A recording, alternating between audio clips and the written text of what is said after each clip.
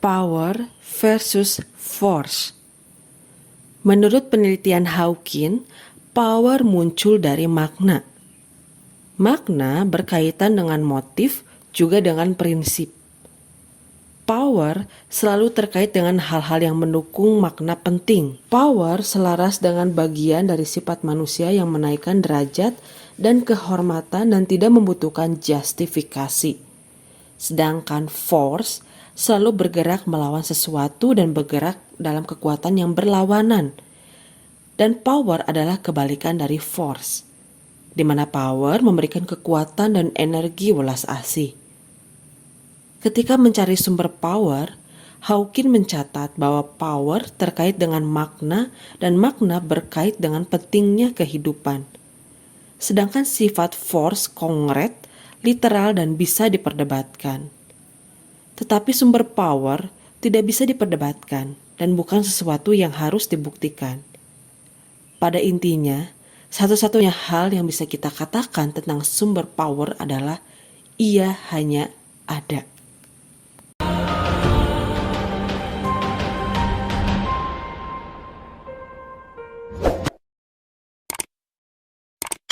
Kembali jumpa di Awareness Channel. Kali ini Awareness Channel mau mengajak Sobat Awareness untuk membahas sebuah buku yang berjudul Power versus Force dari David Hawking. Buku ini diterbitkan oleh penerbit Javanica. Buku ini membahas tentang faktor tersembunyi penentu perilaku manusia. Dan seperti apa buku ini? Sobat Awareness, bagi yang baru bergabung silakan di like dan subscribe dan juga komen. Yuk, kita bahas apa saja yang ditulis dalam buku ini. Selamat menyaksikan. Penelitian tentang kesadaran murni. Secara ilmu ontologis, kesadaran adalah aspek dari keadaan dan keberadaan yang terkandung dalam definisi manusia tentang dirinya sendiri sebagai manusia. Kemanusiaan hanyalah salah satu ekspresi dari keberadaan. Dalam penelitian ini, Hawking telah menjelaskan secara klinis hubungan antara kesadaran dan perilaku manusia dengan cara yang akurat dan saintifik. Melalui penelitiannya, kemudian dapat dimengerti bahwa kehadiran tubuh fisik manusia disadari oleh panca indera. Satu karakteristik dari pengalaman terhadap kesadaran murni adalah persepsi keabadian. Kesadaran dialami sebagai sesuatu yang melampaui segala bentuk dan waktu, juga sebagai yang hadir di mana-mana. Ini dideskripsikan sebagai keadaan atau keberadaan, atau dalam literatur spiritual adalah keakuan.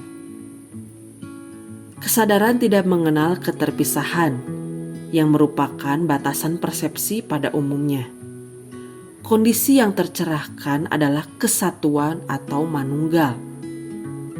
Kesadaran sebagai sesuatu yang langka, unik, tak terlukiskan, dan melampaui pikiran. Karakteristik lain dari kesadaran murni adalah terciptanya kekuatan welas asih, kelembutan dan cinta yang tanpa batas. Power dalam politik. Power bersumber dari pikiran dan force berakar pada dunia material. Karakteristik yang jelas dari force dalam politik adalah force tidak mampu menoleransi perbedaan pendapat. Force lebih menggoda karena memancarkan keglamoran tertentu. Entah keglamoran yang dimanifestasikan dalam kedok patriotisme atau prestasi. Force sering mengandalkan retorika, propaganda, dan argumen yang seolah berguna demi meraih dukungan dan menyamarkan motivasi negatif yang mendasarinya. Banyak sistem politik dan gerakan sosial dimulai dengan power sejati, tetapi seiring waktu mereka terkooptasi oleh para pencari kemasyhuran diri dan berakhir menjadi force. Kita lihat kisah Mahatma Gandhi. Gandhi seorang tokoh yang memperjuangkan kesetaraan manusia. Ia sendirian menghadapi kerajaan Inggris yang saat itu force terbesar di dunia. Inggris hampir menguasai seperempat dunia. Gandhi bukan hanya membuat Inggris bertekuk lutut, dia pun menurunkan tirai untuk menutup drama kolonialisme yang telah berlangsung selama berabad-abad. Dan dia melakukannya dengan hanya berpegang teguh pada sebuah prinsip martabat yang melekat dalam diri manusia dan haknya untuk bebas, berdaulat, dan menentukan nasibnya sendiri. Hawkins menilai Gandhi melalui pengujiannya, di mana menurut Hawkins, seorang Gandhi mampu mendemonstrasikan power yang universal melawan force yang egoistis. Power dalam olahraga. Menurut penelitian Hawkins, kondisi kesadaran yang tinggi sering dialami oleh para atlet. Tetapi para atlet dapat terjebak dalam kesadaran rendah. Medan energi yang ada dalam diri seorang atlet dapat mempengaruhi keberhasilan dirinya pada saat Olimpiade. Melalui kinesiologi, kita bisa mendemonstrasikan bahwa jika seseorang termotivasi oleh medan energi di bawah keberanian, dia akan melemah. Sebenarnya, titik apes pencapaian manusia adalah pada energi kebanggaan yang dalam tabel peta kesadaran Hawkins dikalibrasi di level 175. Bukan hanya membuat seseorang melemah, melainkan juga tak mampu memberikan kekuatan cinta, kehormatan, atau dedikasi. Tanda keagungan sejati dalam pencapaian di bidang olahraga adalah kerendahan hati. Kekuatan atlet sejati dicirikan oleh keluasan, kepekaan, ketenangan batin, kelembutan, dan kehidupan non-kompetitif, bahkan meskipun dia adalah seorang atlet yang terbiasa dalam kompetisi sengit. Power sosial dan spirit manusia. Sebenarnya apa makna spirit? Spirit dapat diartikan sebagai napas, udara, esensi kehidupan, jiwa, prinsip gaib manusia, prinsip vital manusia, keberanian, gelora hidup, karakter, dan atau aspek ilahiyah. Sehingga jelaslah bahwa spirit mengacu kepada esensi yang tak terlihat, yang tak pernah berubah, meskipun ekspresinya bervariasi dari satu situasi ke situasi lainnya. Secara klinis kita bisa mengatakan bahwa spirit sama dengan kehidupan, dan energi kehidupan itu sendiri bisa diistilahkan dengan spirit. Spirit adalah gairah hidup yang menyertai dan merupakan ekspresi dari keselarasan dengan energi kehidupan. Kekuatan pola-pola penarik berenergi tinggi bersifat anabolik dan menopang kehidupan. Sebaliknya, kekuatan penarik berenergi rendah bersifat mengarah pada kematian. Power adalah kehidupan sejati, sedangkan force adalah kelemahan dan kematian. Ketika kita kehilangan atau kekurangan kualitas-kualitas yang bersifat spiritual, kita menjadi jauh dari kemanusiaan, cinta, dan respek pada diri. Kita bahkan mungkin menjadi sifat selfish dan kejam. Menyamakan spiritualitas dengan agama adalah kekeliruan.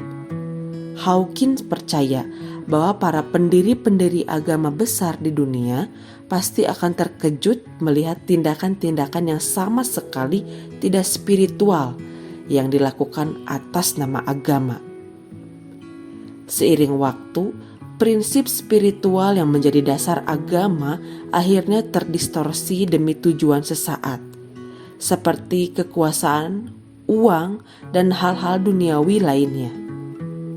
Setiap agama sebenarnya memiliki fondasi spiritual.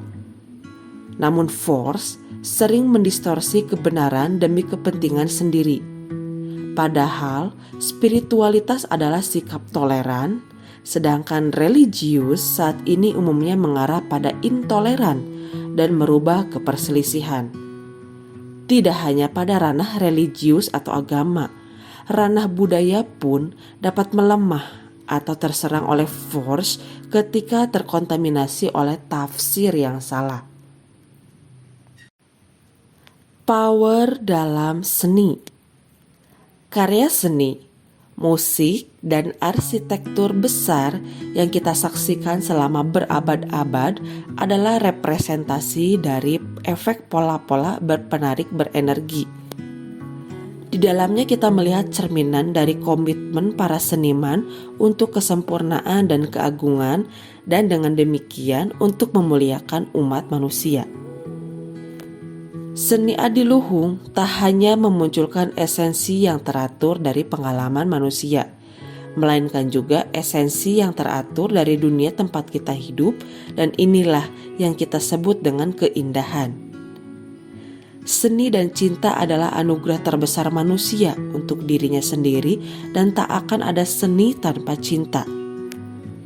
Seni selalu merupakan proses pengembangan jiwa, hasil karya dari sentuhan manusia yang bersifat fisik, mental, dan spiritual.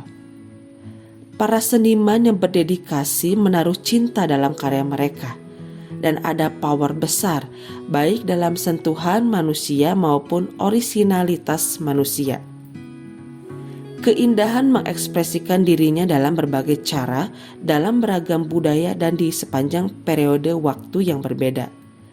Yang menarik adalah orang-orang dengan kesadaran tinggi mampu melihat keindahan dalam bentuk apapun. Bagi mereka, bukan hanya seluruh kehidupan yang suci, melainkan juga seluruh bentuk adalah keindahan, termasuk seni. Power dan kesehatan fisik manusia. Kita menjadi sehat seperti halnya menjadi kaya, karena bersikap bijaksana. Tetapi apa itu kebijaksanaan? Menurut penelitian Hawkins, kebijaksanaan adalah akibat dari keselarasan kita dengan pola penarik berenergi tinggi. Efek keselarasan kita akan terasa di ranah fisik. Kesehatan yang prima terjadi karena keselarasan dengan pola-pola penarik energi tinggi. Sedangkan keselarasan dengan pola penarik energi rendah akan menyebabkan terkena penyakit. Sistem saraf pusat manusia memiliki kemampuan yang sangat sensitif untuk membedakan pola-pola yang mendukung kehidupan dengan pola-pola yang merusak kehidupan. Pola penarik berenergi tinggi membuat tubuh menguat, melepaskan endorfin ke otak, dan memiliki efek tonik terhadap seluruh organ.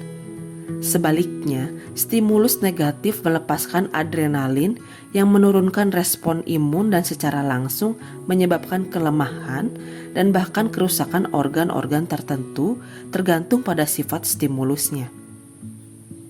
Ilmu medis tradisional umumnya meyakini bahwa stres adalah penyebab dari banyak gangguan dan penyakit manusia.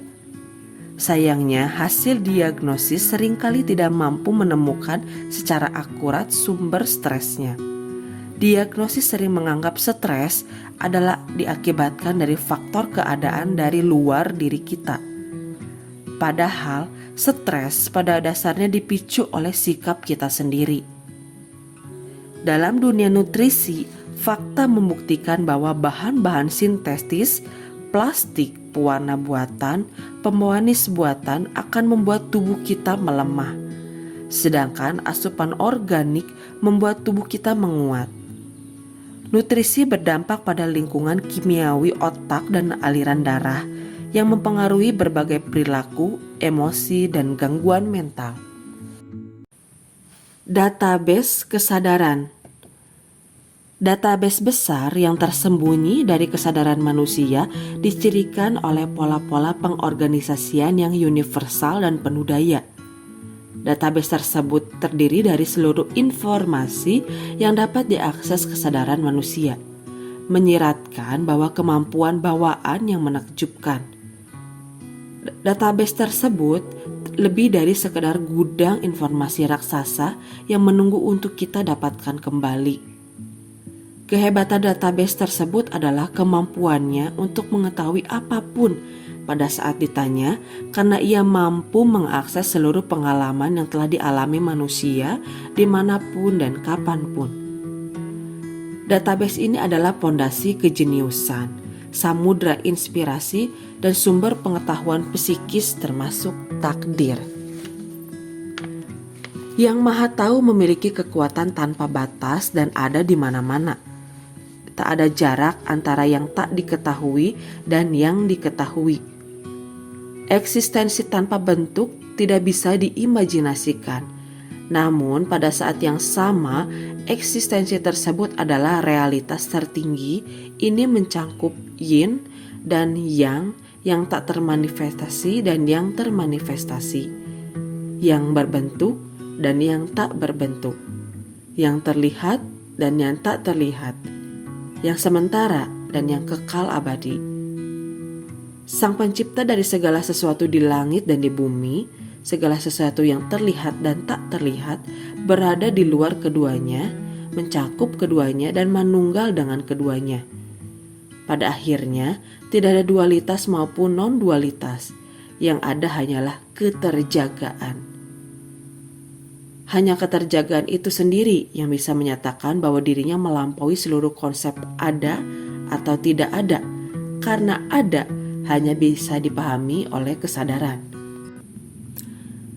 Perjuangan spiritual. Laku spiritual bisa menjadi sulit dan seringkali membutuhkan pengembangan sarana-sarana khusus, termasuk niat yang sangat fokus dan konsentrasi yang tidak tergoyahkan. Kesulitan dalam laku batin muncul dari upaya besar yang diperlukan untuk melepaskan diri dari gravitasi medan penarik yang lebih rendah dan berpindah ke pengaruh medan penarik yang lebih tinggi. Semua agama melarang kita mendekati medan energi yang lebih rendah. Dari sudut pandang lain, kesombroan manusia ketika memasuki medan energi rendah disebut dengan dosa. Sebenarnya, sikap emosi dan segala perilaku manusia yang berada di medan energi di bawah 200 secara umum menghambat pertumbuhan spiritual manusia. Pada peta kesadaran Hawking, sebenarnya sama seperti dengan konsep cakra yang dikenal oleh para praktisi spiritual.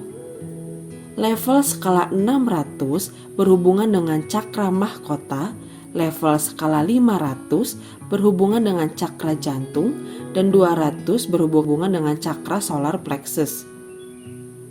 Sementara sikap dan emosi yang lebih rendah seperti dendam, kedengkian, kebencian, dan kecemburuan berhubungan dengan limpa. Cakra dasar berhubungan dengan emosi bertahan hidup ala hewan yang menghalangi kemajuan spiritual.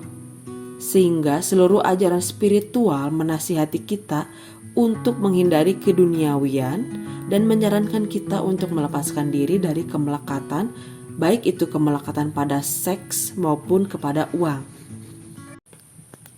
Pencarian kebenaran. Hawkins meneliti level kesadaran dari ajaran agama besar di dunia seperti Kristen, Buddhisme, Hinduisme, Yudaisme, dan Islam.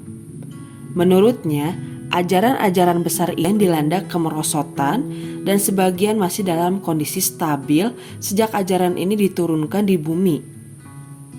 Ketika melihat kemerosotan level kebenaran agama-agama besar dunia, kita bisa mencatat bahwa agama yang paling yin tetap relatif murni sepanjang zaman, sedangkan yang yang telah merosot, atau yang paling positif masih eksis dan yang negatif masih mengalami kemerosotan.